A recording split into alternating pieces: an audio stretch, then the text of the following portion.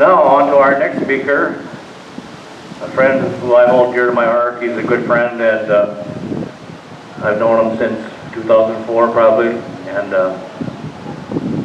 he's going to speak a little bit differently on this topic of security.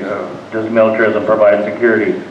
We're probably by now getting a little bit of an idea how much security we're getting from American militarism, and it's showing us that maybe not so much, because there's so many more issues on security. There's health care, there's job security, there's education, and infrastructure. There's so many other things that are provide more security to us than worrying about somebody coming over here to kill us. So, and nobody knows that more than Sami Rasouli, who was part of the Muslim peacemaker team. In 2003, when we attacked Iraq, he was so concerned about his family and friends over in Iraq that he sold his business to Sinbad's restaurant in Minneapolis. He went back to Iraq to try to initiate some kind of peace over there and help his countrymen. That he went back to Iraq, but he'd come back at least once or twice a year to report on what the situation that was taking place in Iraq. But now he lives, and he was great at that. He spoke all over Minnesota, Wisconsin, Iowa. But now he's back permanently in Minnesota. His whole family is here, thankfully. But Sami's going to speak about what has American militarism provided for security for Iraqis. We want to know. Probably worse than what we get. Okay, welcome Sami Rasouli.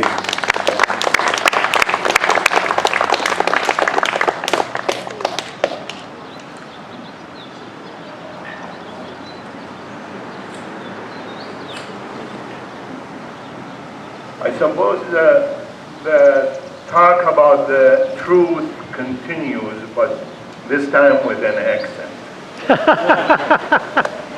Iraqi accent. In the 30s, the German teacher told us in Münster, North Rhine-Westphalia, Germany, he said, politicians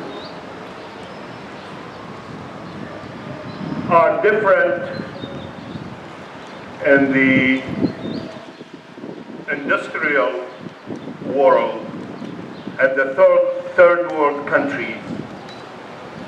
And the two differences are the politicians in the third world countries, they look for money when they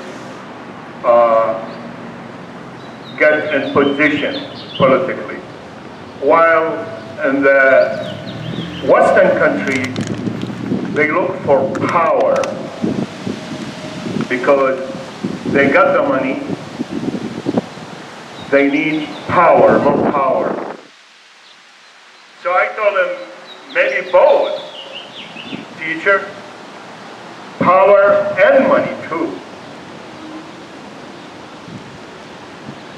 So in one of my trips to Florida, I had to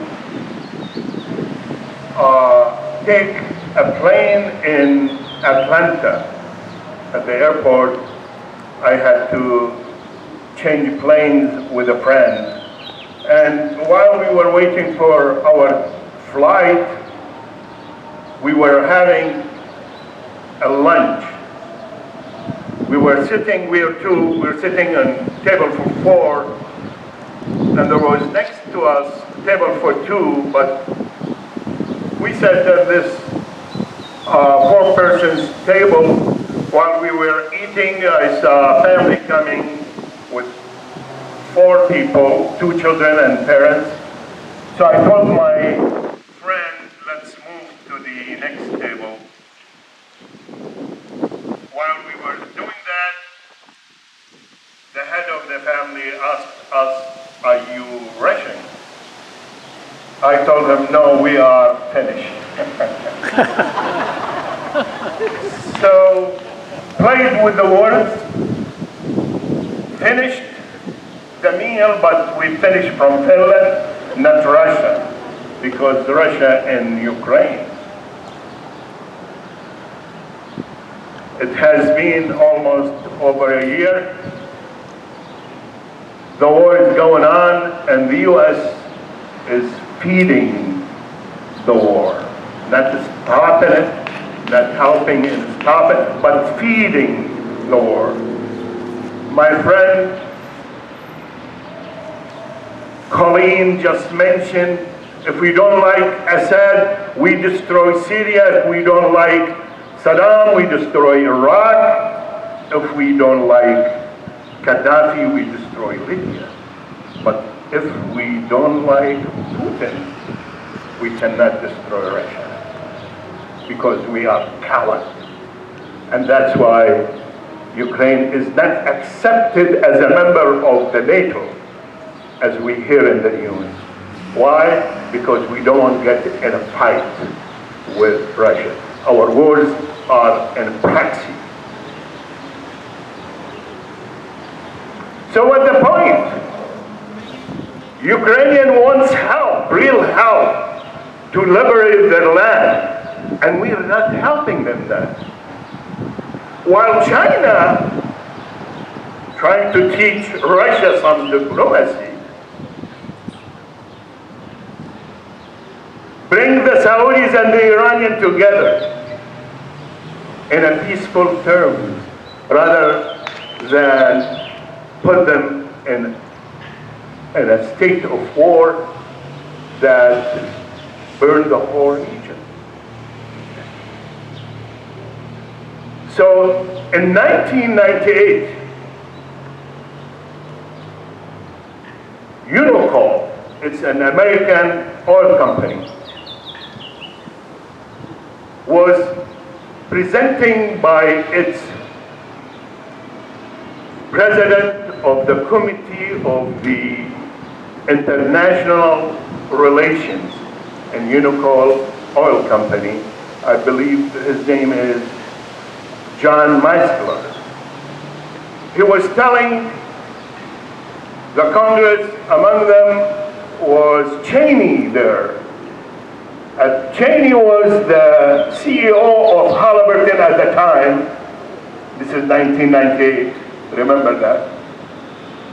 So he was complaining, Meisler, complaining that Unocal cannot build a pipeline through Afghanistan, coming from Turkmenistan, going to India, in order to get that abundance of oil and gas, natural gas. And the reason, because Taliban is not agreeing to the terms of the U.S. is putting together. By the way, in 1997, a year before that, before the report was given,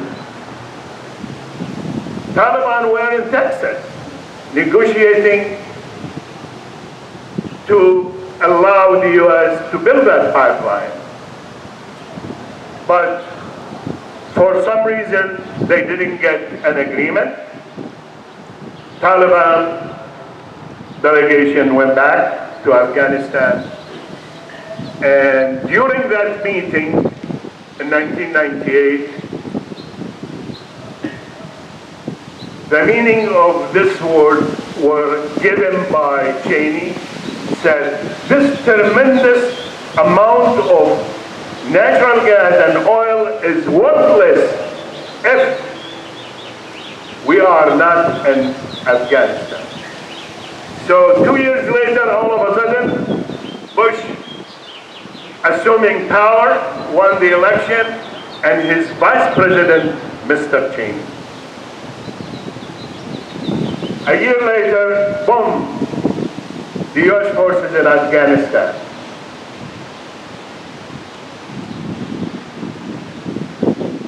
Now we learn in 2014, a pipeline was agreed to build from Turkmenistan coming down through Afghanistan to India.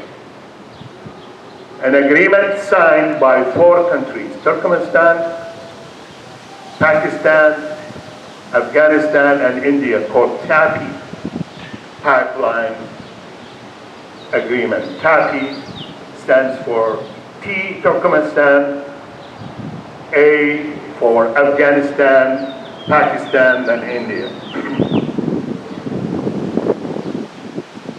So again, to my teacher, German teacher, it's about power and money, lots of money. And that's what led the occupation in 2003 to Iraq.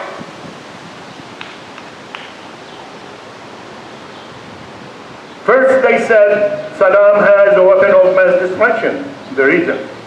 Lies, lies, lies, lies. Just keep lying. And wars is an arena allow the politician to embezzle the taxpayers, to steal this amount of money. Like so far, how much money we paid Ukraine? I think around $75 billion or more. Okay, more. But that money actually is not liquid dollars. It's weapons that our politicians, high politicians, are members in those companies that make weapons. Colleen spoke about the mass shooting. The same reason we allow weapons are sold in the streets so our kids get killed for money. What a shame. I apologize because my accent is a little bit harsh. But this is the truth. We have to accept the truth even if it was harsh. Iraq security, well, it's zero. Zero. Iraq hasn't the democracy brought to Iraq, if that was the reason of the invasion. Weapon of mass destruction wasn't found in Iraq, if that was another reason. And the world is not safe or safer without Saddam, if that was the third reason. Iraqis today are suffering from poverty, economic fell down, failed incompetent politicians. They don't know what they do, and except they know how to steal the wealth of Iraq, the money that's deposited in Washington, D.C. as revenue for the sale of oil in Iraq. Because that money is not given to the Iraqis. It's taken and deposited in a bank in D.C. But every year, when the Iraqis set their budget, they ask the U.S. government to pay them that money. And that Chapter 7, which is Iraq is still under.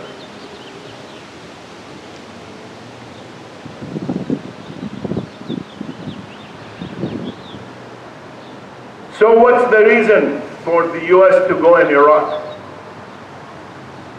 We heard about the Arab Spring that brought down Gaddafi.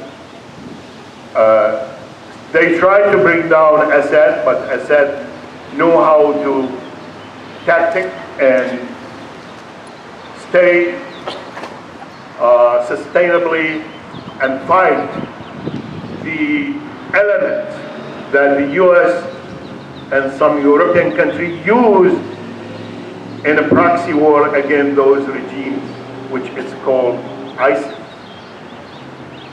ISIS made up in the West. It's not a state. They call it Islamic State repeatedly. Islamic State, to distort the Islamic religion. There is one thing is true, and there is Jewish state versus Islamic state. There is no Islamic state. There are a group of well-trained fighters who are used to bring those dictators down, because Condoleezza Rice in 2006, she promised the Arab countries to side with the people, not with the leaders, the dictators that they put them there, but to side with and start something called Arab Spring, which is, she called it a constructive chaos. But the chaos continued in destruction.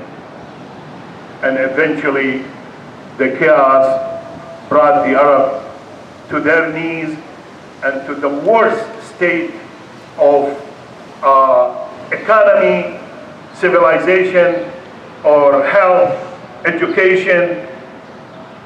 We are witnessing the insecurity in Libya, Syria, Iraq, Yemen, that is suffering. Also, the war in Yemen is used by proxy, Saudis, by the US. So anyway, we have nothing but destruction across the Arab world.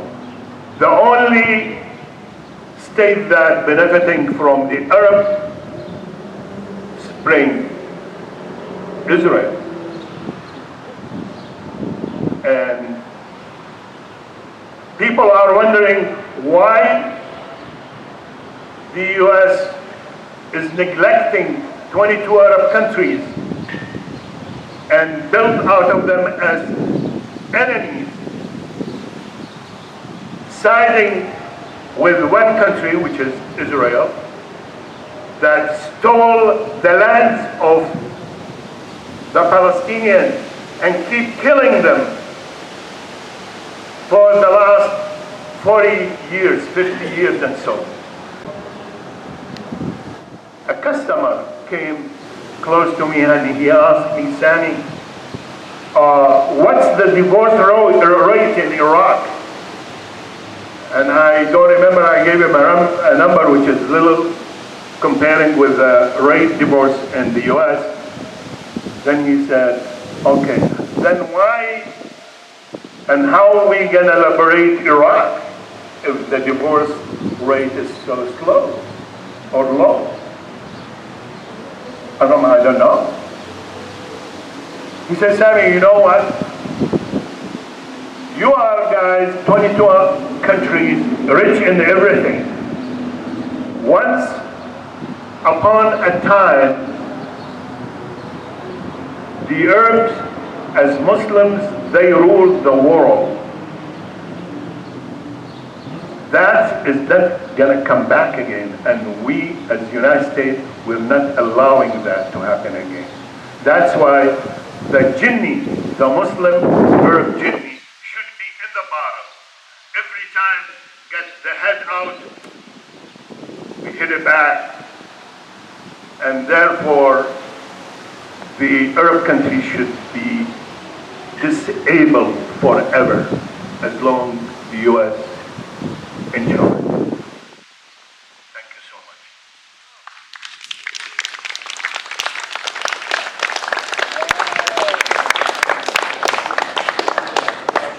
Yes, questions?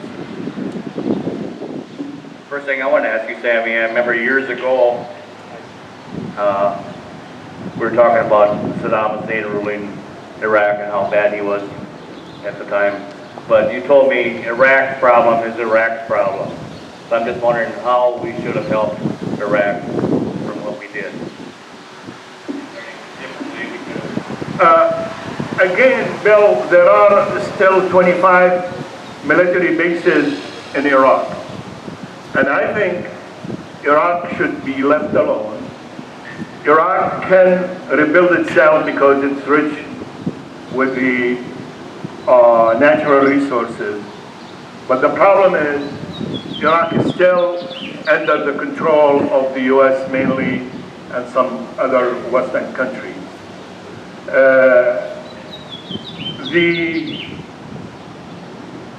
Iraqi youth October uprising, national uprising, happened in October 2019. Hundreds of thousands of Iraqis, young, those are young, they went out because and sit in to protest a total no for the regime that set as governor in Iraq by the US. It's a total rejection. Those young people, they went there because they didn't have jobs, mostly college graduates. And they are, suffering from severe poverty, and they need a change. But they were forced by the government element, government militia, and killed at least 2,000 of them, and 20,000 got injured. And they are still protesting. We don't hear them here in the news because the US doesn't want the change. The US went there, did the change against Saddam, brought the group that they will apply the US agenda, and that's it. They don't care who they are and what they are doing. So, again, the US should butt out of Iraq and the Middle East. Period.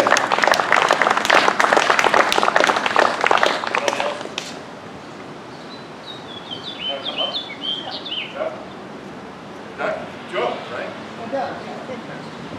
Joe from Chicago. So he drove all the way from Chicago. And I spent a couple of nights at his place in Chicago.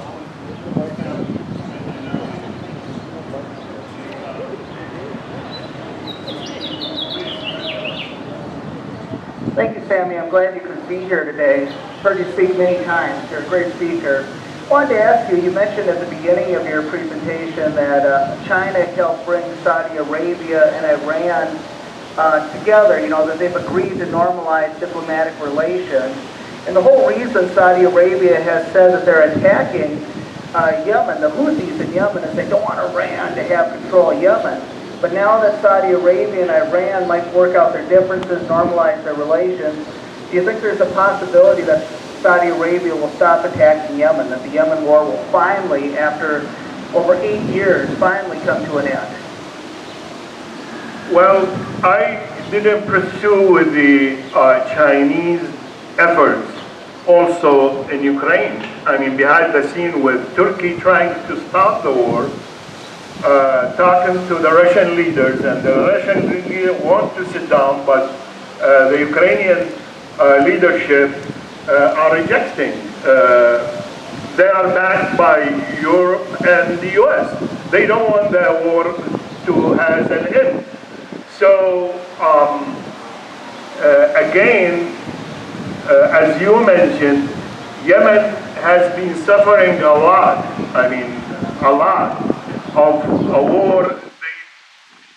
All of a sudden there is a war. They didn't know why. But Yemen, the only Arab nation that their blood didn't mix with foreigners. Most of Arab countries got colonized by European countries, except Yemen. And the intelligence of an average Yemeni person is way high, the IQ. And those people lost lots of children. And by the way, their location in the Persian Gulf, we call it Arab Gulf, where Strait of Hormuz passes every day 60% of the needed energy to the rest of the world from the Arab Gulf countries and Iraq. So that's why the US, the reason that I didn't mention, to be in Iraq, to control that Strait of Hormuz, keep it intact, and prevent Russian, because the Russian always, they sought a way to get to the warm water, but they couldn't get there. So now they are in Ukraine, and that's the fear when maybe it comes that Colleen warned us about the tactical nuclear attack if it happens. If, God forbid, we pray not, and that Ukrainian war comes to an end, and we continue to do the peace talk and continue to talk about peace, that peace may prevail. All right, thank you.